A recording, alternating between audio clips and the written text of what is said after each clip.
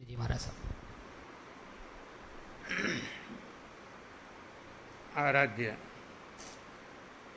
अरिहंत प्रभु के चरणों में अनंत अनंत आस्था के साथ वंदन। शासनपति श्रमण भगवान महावीर स्वामी के चरणों में अनंत अनंत आस्था के साथ वंदन। जिन शासन देव जिन शासन माता को नमन। आत्मज्ञानी सद्गुरुदेव युग प्रदान आचार्य भगवंत के चरणों में अनंत अनंत आस्था के साथ वंदन। आत्मप्रिय मुनिवृंद, आत्मार्थी साधक साधिकाओं,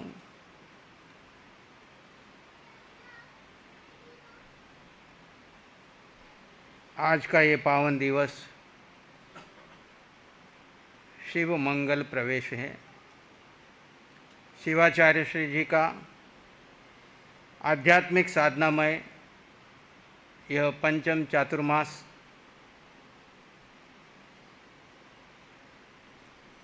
पाँच का अपना महत्व है। पंच परमेष्ठी और पंच परमेष्ठी का आधार है धर्म। धर्म की शरण में जो भी आता है उसका मंगल होता है। मंगल का दो अर्थ है, एक लौकिक एक पारलौकिक। लौकिक मंगल है कि हमारे यहाँ पे किसी प्रकार की पुद्गल की कमी न रहे। पुद्गल समझ गए ना?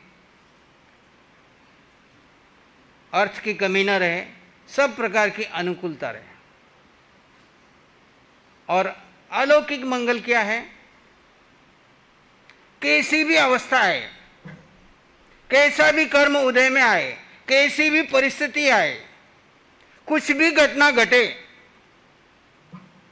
स्वयं के कैसा भी कर्म निकले, परिवार में कैसा भी हो, आसपास के वातावरण में हो, देश में हो, दुनिया में हो, हर परिस्थिति में मैं अपने जीव के अंतर स्वभाव में स्थित रहूं, ये है अलौकिक मंगल। जो वर्तमान क्षण में एक एक समय पर जिसका हमारा सब पर अधिकार है, हम सब का अधिकार है कि हर समय का उपयोग हम स्वभाव में रहकर हर परिस्थिति को स्वीकार करते हुए आनंद, शांति, सुख और समृद्धि से जिएं। हम याचक नहीं है कि प्रार्थना करते फिरे कि हे भगवान मेरे लिए ये कर दो, हे भगवान मेरे लिए ये कर दो। भगवान तो अपने स्वभाव में लीन है। जो कुछ तुम्हारे जीवन में अनुकूलता हो रही है, प्रतिकूलता आ रही है, उसके लिए जिम्मेदार तुम स्वयं हो। और उस जिम्मेदारी को स्वीकार करते हुए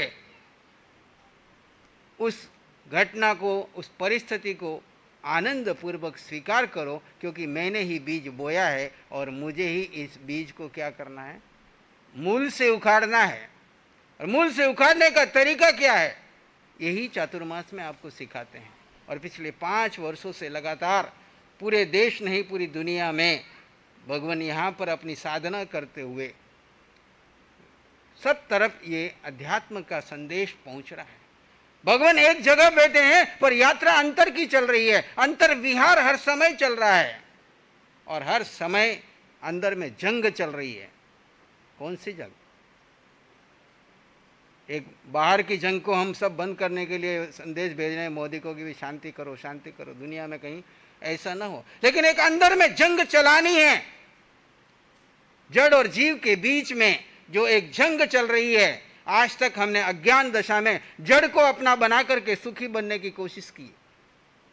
और जड़ का गुण नहीं है कि वो आपको सुख दे सकता है। जीव का गुण है अनंत सुख जो हमारे भीतर में है। उस जीव को विजयी बनाना है और इस पुद्गल के अपनेपन के भाव को, राग भाव को विजय प्राप्त करके वैराग्य भाव में ले जाना है। आपको कौन अच्छा लगता है घर में? बोलो गौतम जी। क्योंकि जब तक बीवी अनुकूल चले तो बीवी अच्छी, जब तक बच्चे अनुकूल चले तो अच्छे, जब तक सब अनुकूलता है तो अच्छे, और जिस दिन सारे प्रतिकूल हो जाए तो वहां पे वैराग्य होता है क्षण भर के लिए कि मेरा कोई नहीं है, मैं किसके मोह में समय खो रहा हूं। अपने अंतर में देखो, इतने जीवन में हमने जिस जिससे राग किया है, क्या वो मेरे जीव का साथ देगा या मेरे कर्म बंधन में साथी बना हुआ है? जो जो हमारे रागी है वो सब कर्म बंधन के सहयोगी हैं। जो जो हमारे साथ वैरागी बनकर के रहे हैं, रह रहे साथ में, कर्माधीन रहना है, लेकिन रहना कैसे है? कमलवत, कीचड़ में कमल रहता है वैसे घर में रहूंगा, इस देह में रहूंगा, पर निर्लेप रहूंगा, अलिप्त रहूंगा। इस अलिप्तता का संदेश अरिहंत प्रभु की वाणी से हमको मिल रहा है और आचार्य भगवंत हम सब यहाँ पे उसको जीने का पुरुषार्थ कर रहे हैं। जिस दिन पूर्ण हो जाएंगे उस दिन इस देह में रहते हुए केवली सम रहेंगे। भगवान कहते हैं वर्तमान में केवली नहीं पर केवली जैसा जीने का एक एक क्षण पुरुषार्थ करो, एक एक समय पुरुषार्थ करो। जिस समय तुम किसी के राग में नहीं हो, जिस समय तुम वैराग्य में हो, वैराग्य का मतलब मैं जीव अकेला, जीव का कुछ नहीं कोई नहीं, यानी कुछ नहीं में एक पुद्गल नहीं, कोई नहीं में अनंत जीव में कोई जीव मेरा नहीं, मैं अकेला गरीब नहीं हूं, याचक नहीं हूं, मैं अकेला समृद्ध हूं, संपन्न हूं, अष्ट गुणों से युक्त हूं, केवली जैसा सुख मेरे में है। बस निज को समय दूं और उस सुख का अनुभव करूं। ये चातुर्मास एक अवसर है। खणम जानाई सो पंडित, पंडित का मतलब ज्ञानी। ज्ञानी कौन है? जो वो इस क्षण को, इस अवसर को, इस मानव जीवन के इस अवसर को लाभ ले लेता है।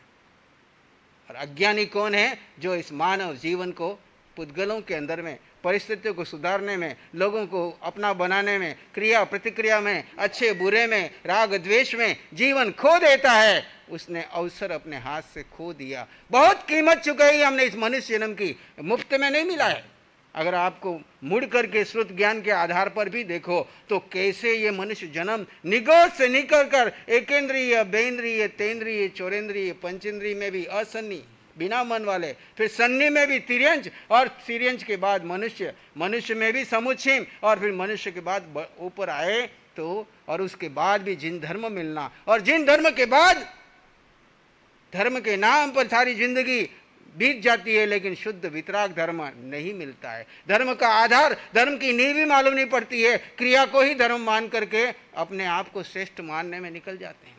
क्रिया जड़ करता है, जीव कोई क्रिया करता ही नहीं। जीव का धर्म ज्ञाता दृष्टा भाव है, जीव का स्वभाव ही मालूम नहीं पड़ता है। जड़ और जीव का जब तक भेद नहीं होता है तब तक धर्म की शुरुआत नहीं होती। धर्म की क्रिया से पुण्य और पाप हो जाएगा, वापस मानव जीवन मिल जाएगा, देव गति मिल जाएगी।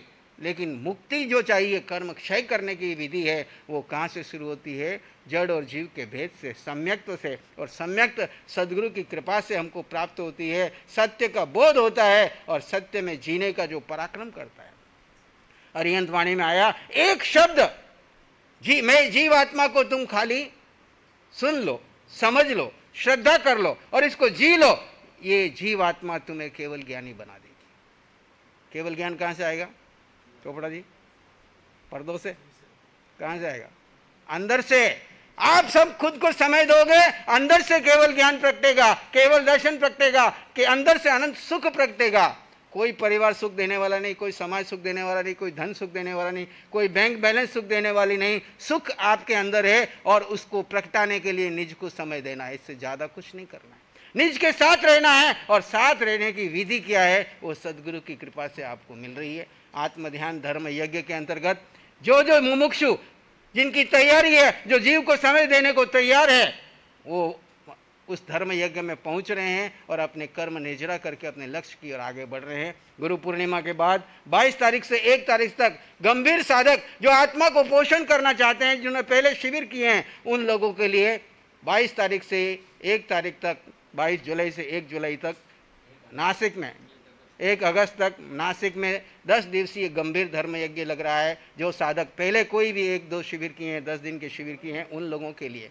और उसके बाद 21 अगस्त से रक्षाबंधन के बाद में ऑनलाइन शिविर हो रहा है, जो नासिक में भी होगा, कुपकला में भी होगा, चेन्नई में युवाचार्य के सानिध्य में भी होगा, और जहाँ जहाँ चातुर्मास हो रहे हैं, जो जो संघ अपने वहाँ पे करवाना चाहते हैं, जो साधु साध्वी रुचि रखते हैं कि भाई हमको साधना मिले, वो अपने संघ में आप कम से कम 50 लोगों को एकत्रित करो। आपको कुछ करना नहीं है, खाली वहाँ पे आपको व्यवस्था करनी है, यहाँ से जो ऑनलाइन व्यवस्था आ रही है उसको सुनो, और वहाँ पे लोगों को, रहने वाले को खाने पीने ठहरने की, मौन की व्यवस्था, मौन के लिए हम यहाँ से 2 टीचर आपके पास भेजेंगे ताकि वो डिसिप्लिन करके रखे। आपको कुछ नहीं करना है, आपको तो खाली धर्म यज्ञ के लिए स्वयं का समय निकालना। वहाँ पे भी आपको कि हम तो घर से नहीं निकल सकते, अवध संग्रीला में आने के लिए आपको समय नहीं है, तो आपको घर बैठे जिनवाणी मिल रही है, वहाँ रह करके आपको साधना शिविर मिल रहा है। पंजाब से लोग यहाँ पर नहीं आ सकते तो कुपकला का सेंटर वहाँ पे शुरू हो गया है, लगातार शिविर चल रहा है। दक्षिणों से लेकर के इधर के सब लोगों के लिए, महाराष्ट्र वालों के लिए, गुजरात वालों के लिए, राजस्थान वालों के लिए, नासिक में एक बहुत बड़ा सेंटर बन गया है जहाँ पर केवल साधनामय वातावरण। चातुर्मास में तो भीड़ भाड़ होती थी, पर अब वहाँ पे केवल ध्यान के सिवाय कोई दूसरी चर्चा नहीं, कुछ नहीं, एकांत मौन, जिसके आगे न कोई सड़क है, न कोई रोड है, न कोई आवाज़ है। वहाँ पे जैसे आप पालीताना में जाते हो वैसे वहाँ पे गजपंथा तीर्थ पर लाखों करोड़ों मुनिराज इस 24वीं में वहाँ से मोक्ष गए हैं। 8 बलभद्र होते हैं, उसमें से 7 बलभद्र वहाँ से मोक्ष गए हैं। दिगंबर साहित्य इसका साक्षी है, वहाँ पे सब लगे हुए हैं। उस क्षेत्र में भगवान की प्रेरणा से, दिव्य शक्तियों की प्रेरणा से वहाँ पे केंद्र बनाए और वहाँ पे खूब साधना हो रही है। जो जाता है वो वहाँ से वापस आना ही नहीं चाहता, वहीं पे रहना चाहता है। तो ऐसे साधना क्षेत्र में, और उसके बाद 10 दिवसीय शिविर वापस सितंबर में, भगवान के जन्मदिन के बाद में 2 दिन बाद 20 सितंबर को से 20 से हो रहा है ना, 20 से 20, 21, 22, 23 4 दिवसीय है ऑनलाइन, और फिर 10 दिवसीय भी कुपकला, नासिक आदि क्षेत्रों में होगा। तो जिन जिन को भी जो मैंने बात कही है उसके लिए समय निकालना चाहते हो, खुद को महत्व देना चाहते हो, तो आप समय निकालिए, लाभ लीजिए। जो पुराने साधक हैं, निरंतर साधना कर रहे हैं, वो ज़्यादा से ज़्यादा एकांत में रह करके, मौन में रह करके इस साधना का पोषण करें। शिविर और कुछ नहीं है, आपको 10 दिन तक सम्यक्त में रहने के लिए सम्यक्त भरा वातावरण,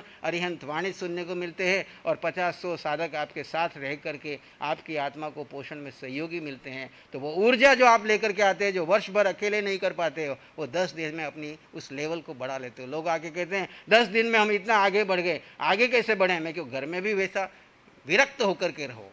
घर में आप उतना माहौल नहीं बना सकते, वहाँ तो 10-10 घंटे 24 घंटे आपका आश्रम बंद थे, मोबाइल बंद था। लेकिन यहाँ आने के बाद संसार के बीच में भी विरक्त होकर के हर घड़ी अपने में रहने का पुरुषार्थ करें। तो ये जो अवसर मिला है 4 माह का, बाकी सारी बातें संतों ने आपके समक्ष कर दी है। शिवाचार्य आत्मध्यान फाउंडेशन के माध्यम से निरंतर यहाँ की सारी व्यवस्थाएं, आवास, निवास, संतों की भोजन सेवा, व्यावच और अतिथियों की सारी व्यवस्थाएं, जो भी बाहर से यहाँ पे दर्शनार्थी आ रहे हैं, उन सारी व्यवस्थाएं शिवाचार्य आत्मध्यान फाउंडेशन के माध्यम से, और उनके सभी ट्रस्टीगण और अवध संग्रीला परिवार के जितने भी सदस्य हैं, और आसपास चलथान आदि सूरत के जितने भी श्रावक श्राविका इसमें प्रत्यक्ष अप्रत्यक्ष रूप में सहयोगी बन रहे हैं, वो बहुत बहुत साधुवाद है। ये अवसर खाली पुण्य का नहीं है, पुण्य का अवसर तो आपको बहुत मिलते हैं बाहर, ये अवसर कर्म निर्जरा का है।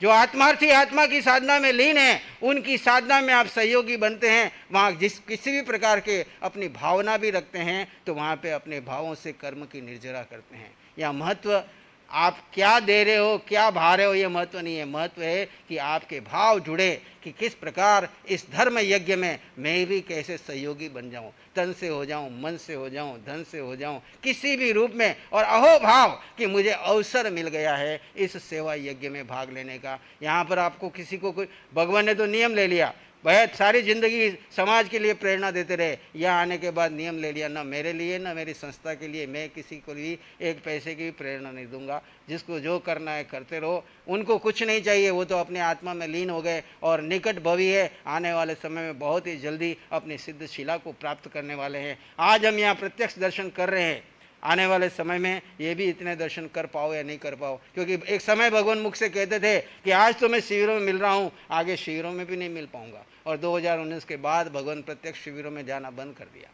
अभी हमारे समक्ष बीच करके स्वाध्याय प्रवचन समय दे रहे हैं, लेकिन ये भी समय वो अतिक्रमण करते हो गए, तो ये भी मुझे नहीं देना। अंदर से उनकी इच्छा ही नहीं होती, न किसी से बात करूँ न रुचि करूँ। खास करके जितने भी लोग चातुर्मास काल में यहाँ पे दर्शन के लिए आने वाले हैं, जो भी अनुरागी हैं, जो भी परिचित हैं, वो बच के रहना। वो भगवान आपको समय नहीं दे तो वहाँ पे भगवान से समय मांगने की कोशिश मत करना। उनके यहाँ पे समूह में दर्शन हो जाए, उनका जो समय पर मंगल पाठ है उतना ही बोध है। पहले तो बे टाइम आना नहीं, और सत्संग में आना और मंगल पाठ सुनना और उसके बाद आशीर्वाद लेना। और जो लोग बाहर गांव से भी आते हैं, दर्शनार्थी भी आते हैं, समय की प्रतिबद्धता के अनुसार जाना। संतों के पास दूसरा कोई संसार नहीं डाला, कहाँ क्या हो रहा है। भले ही हमारे श्रवण संघ के 350 चातुर्मास चल रहे हैं, जहाँ जहाँ भी कुछ हो रहा है, कोई गतिविधि यहाँ बताने की जरूरत नहीं है, सब चल रही है, चलने दीजिए। सारा जगत व्यवस्थित चल रहा है, चलने दो। हमारा काम है अपनी आत्मा का कार्य करना। आप और हम सभी आत्मा के कार्य में लगे रहें। कोई शिकायत नहीं, कोई प्रतिक्रिया नहीं, किसी से कोई लेन देन की बात नहीं, किसी पुद्गल की चर्चा ही नहीं करना।